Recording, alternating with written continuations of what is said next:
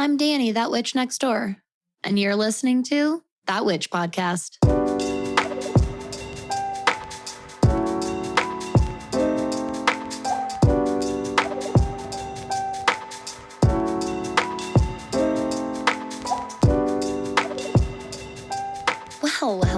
Well, hello, everyone. Happy Friday. Welcome to another episode here at That Witch Podcast. I'm Danny. I'm that witch next door. I'm going to be your host, your guide, your mentor, and instructor in all things magic, witchcraft, astrology, and witchy business. And today is a continuation of our current astrology series, working with the planetary energy. And today, that planet is none other than Jupiter. I have had quite an interesting relationship with Jupiter over the last few years. So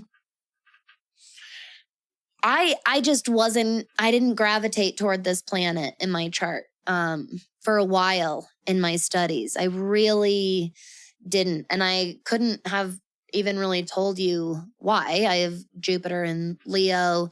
It's in my 12th house. It's not too far away from my rising sign, the cusp of my first house in Leo. I don't know. I remember reading about it in cafe astrology and being told that it was basically a pretty fortunate placement, like overall good fortune, not too good, not too bad. And basically I just remember the explanation kind of going over my head.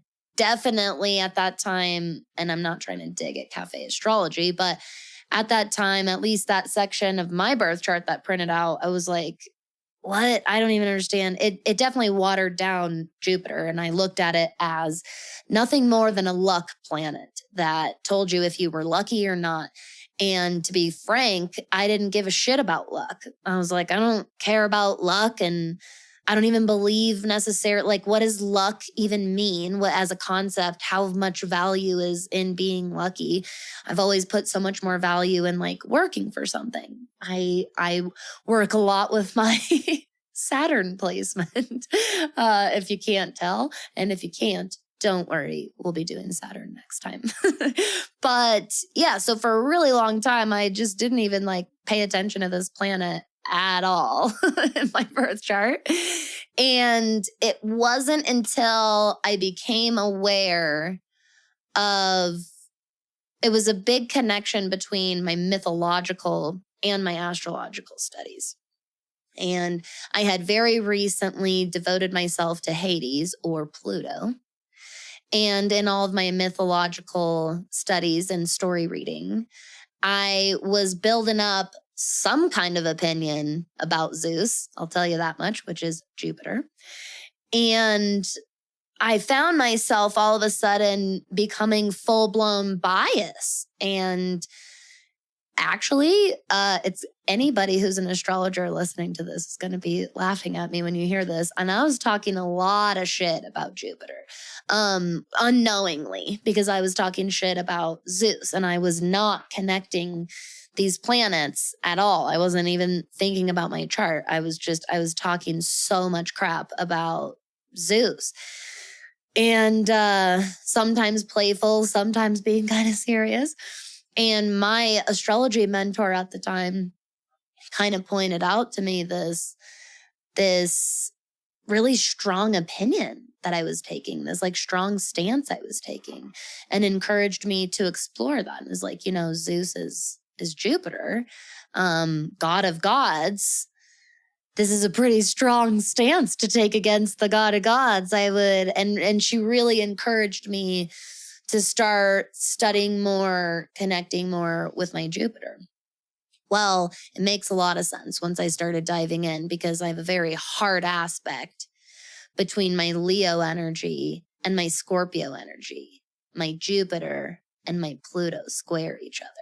and they have natural tension. And I was really living in one side of that aspect, which is very common in hard aspects. We usually find ourselves living in one side or the other, one planet's energy over the other, or we feel ourselves feeling totally pulled and divided by these two sides or these two energies. So this began my journey in my studies with Jupiter. And through that, long story short, I really healed my connection and my relationship to Jupiter. And I actually make a point to dedicate my complete Thursday to Jupiter, which is the day that we'll see a little bit into this episode anyways, that Jupiter rules. And now is this very beloved part of my spiritual practice and my astrological team. And I'm super excited to tell you all about Jupiter energy today, especially for anyone who might be beginner, in hopes that you don't really have the same introduction to Jupiter that I did. Although I'm a little grateful for mine, because I guess now that I look back, because of that, I extra appreciate my connection with my Jupiter energy now. Okay, so Jupy comes after Mars. And so we're really starting to get away and outside of Earth now. We're starting to get into the realm of outer planets. Jupiter's a little bit of what I have been calling like an in-between planet. So is Saturn. They're kind of an outer planet. They're kind of an inner planet. But Jupiter moves much slower than any of the planets we've talked about so far. And this is where you'll really start to see what I'm talking about and how long taking and long lasting the effects and patterns and habits of these outer planets are. So Mars, for example, last week, Mars took 687 days to make a full orbit or revolution around the sun, right? Almost 2 Earth years. Jupiter takes 12 years, takes approximately 12 Earth years to make one full revolution around the sun. What a jump, eh? What a jump in time. From 2 years to 12, we have added a decade. So this means that Jupiter spends about a year in each zodiac sign, okay? Now, Jupiter goes into its retrograde cycle about once approximately every 9 months. And it's in its retrograde motion for about 4 months. Okay, to give you an idea there about how long it spends in its retrograde cycle. And by the way, just so you know, you don't have to remember on the episode or anything. All of this info is super easy. You type into Google Jupiter orbit around sun, and it'll tell you how long it takes.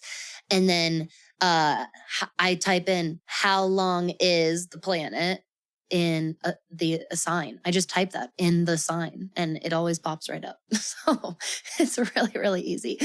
There's not a special book or anything I'm getting this out of. I type it in right before I do the show. So you can do the same thing and bookmark it if you need to. So Jupiter takes 12 years to make one full revolution, one full journey, if you will, through the astrological wheel, through the zodiac. And since this is a middle or more mid marker of our solar system, this should start giving you context and reference to just how long it takes some of these outer planets. and again, why we draw the line and understand and learn the differences between inner and outer planets, because these are such different themes as far as just our concept of time goes, okay? And that matters. So Jupiter is our planet of expansion. So we've just come from our planet of action and movement and momentum. We're now in this planet of expansion, growth, optimism, really broadening horizons, okay? And because of this expansion and growth trait, Jupiter does house this generosity vibe to it, this optimistic leaning. That's what I've always said. It leans optimistic. However, and this is a big however, Jupiter will expand and grow on whatever it is presented with, whether that is good, whether that is bad. Jupiter doesn't save, if you will. It doesn't save its expansion for things deemed good or things deemed bad. And so I always like to point out, when it comes to Jupiter, perspective matters. This planet has so much perspective in it, so much of our human perspective and perception, I should say, is in Jupiter. And I really think this is a characteristic and quality of it. And this is where we get this like, oh, it's optimistic. It has greater vision. It's our desire to enrich our lives. It's our vision for the future. Well, depending on who you ask, and quite frankly, depending on the day, that answer could really, really drastically fluctuate. So this is where perception really comes into play with Jupiter. And that's why, if you've worked with me or if you're in the school, you probably know that when it comes to Jupiter, I lean gratitude. Because of this optimistic leaning planet, and because it is going to expand on and grow whatever it touches, I find that a really solid, good home base and of an intention with Jupiter is gratitude, is real solid, good old fashioned gratitude. So if you are wondering some of the best ways to work with this planet and honor this energy, it's gratitude and appreciation work. So let's learn a little bit more about some Jupiter facts here. So Jupiter rules Sagittarius and Pisces. And this makes so much sense. Sagittarius embodies so much of that expansive energy from Jupiter. And this is where we see these travelers and adventurers in Sagittarius, these philosophers and great teachers, while simultaneously being these great and grand students, right? Expanding their mind, expanding their understanding of the world, constantly expanding and broadening their horizons. Totally makes sense. And Pisces, I really see a lot of this in this expansion and growth in Pisces, just endless capacity for unconditional love and compassion and connection. This is where Pisces gets its boundlessness from, okay? Is from Jupiter constantly expanding. Jupiter, and this is a good way to describe the energy, knows no bounds. Jupiter is a wonderful planet to work with when you're having a hard time having long-term vision and dreams, and really allowing yourself the permission to let go of whatever your current situation and current reality is, and let yourself dream about broadening your future, broadening your path, and expanding your experience, okay? This means that Jupiter's elements, Jupiter is associated with both air and fire. I think that Jupiter honestly can thrive a lot in air, fire, and water element, and might have some struggle. Not a lot. Jupiter doesn't struggle tremendously, honestly. In an earth sign, maybe because earth signs,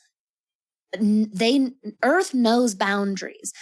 Earth is where earth element in general, and we'll learn this next week more with Saturn, but earth knows boundaries and understands and literally learns and experiences its environment through just understanding boundaries, no judgment about what the boundary is, but just understanding it. And Jupiter knows no bounds. So I could see Jupiter having a little bit harder of a time in an earth sign.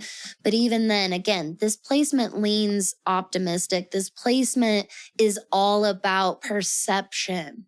I cannot say this enough. I'm so serious. This planet is really ultimately, yes, it's about expansion and growth and the greater vision and the broadening, everything I'm talking about.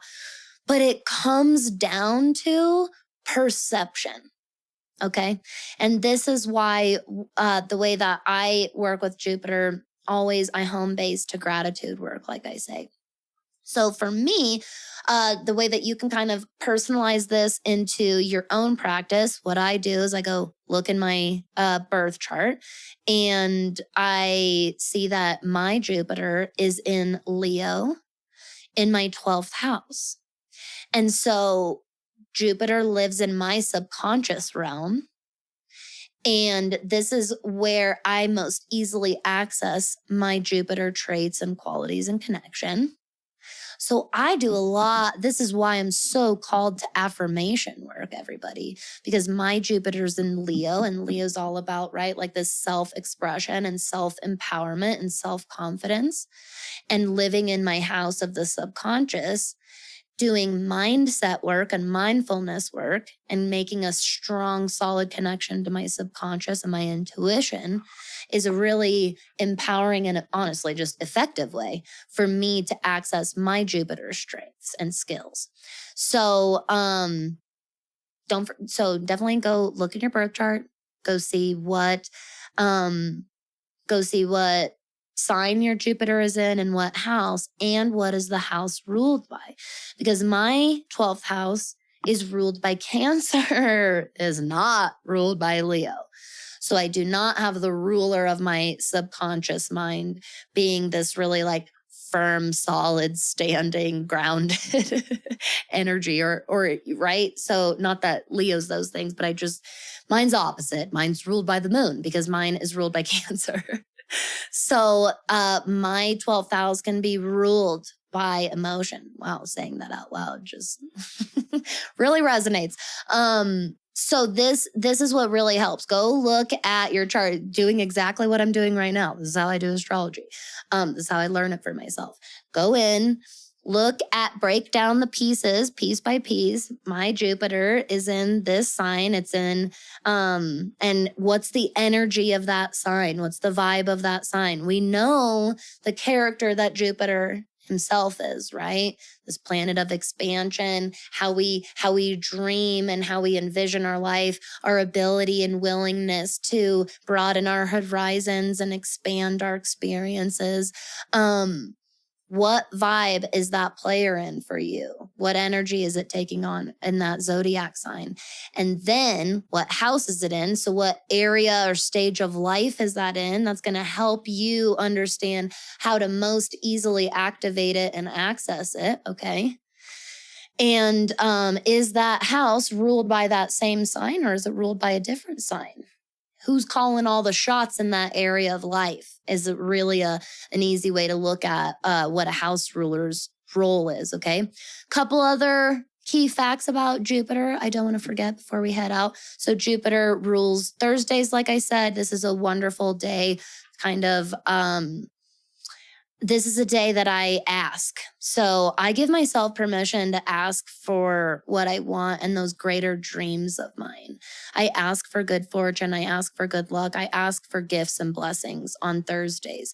This is a great day to schedule, like if you're pitching something to someone or you have a really big project that you're really proud of and excited about. It's just a good day to pick for something important that means a lot to you that you want to go really well. And you kind of want the universe on your side, so to speak. The universe is always on your side, but you know what I mean? That vibe, right? That's really how I utilize Thursdays myself. Some colors associated with Jupiter are greens, definitely greens and blues, indigos, and violets and purples. This makes so much sense. There's so much growth and dreaminess in those colors, isn't there? I really, really love that. So I hope that this episode really inspired you to work with your Jupiter and kind of unlock your greater expansion, like greater expansive vision, if you will. Like really allow yourself to think and dream a little boundlessly, to allow yourself to ask for something nice, allow yourself to ask for things to go your way. Kind of give yourself an extra hug or pat on the back. This is all very, very Jupiter energy. So I hope that this inspires you. I would love to hear any questions that you have on Jupiter. I'd love to hear how you work with Jupiter energy or how this energy really shows up for you in your life. If you're in that witch school, your Jupiter journal guide is now up and available and ready for you in your student portal. If you're not in that witch school and you are just really, really curious and you'd like to join us, all of the info to learn more about it and enroll are in the show notes below if you want to check that out. But this was amazing. You're amazing. Thank you so much for your time here with me today. I, here with Jupiter energy, am sending you all of the endlessly abundant blessings today and every day. Thank you all so much for being you. I hope that you stay safe this weekend, have fun, and stay magical out there. Hey, magical human. Thank you so much for listening to this episode of That Witch podcast.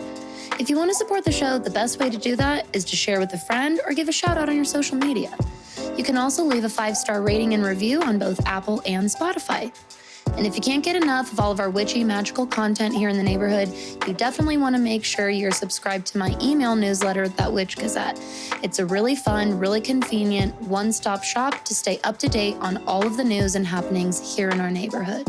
If you have any questions, suggestions, ideas for the show, or if you'd like to sponsor an episode, you can send me a message at thatwitchnextdoor.com/conjurethatwitch. Thank you so much. I'll see y'all next time.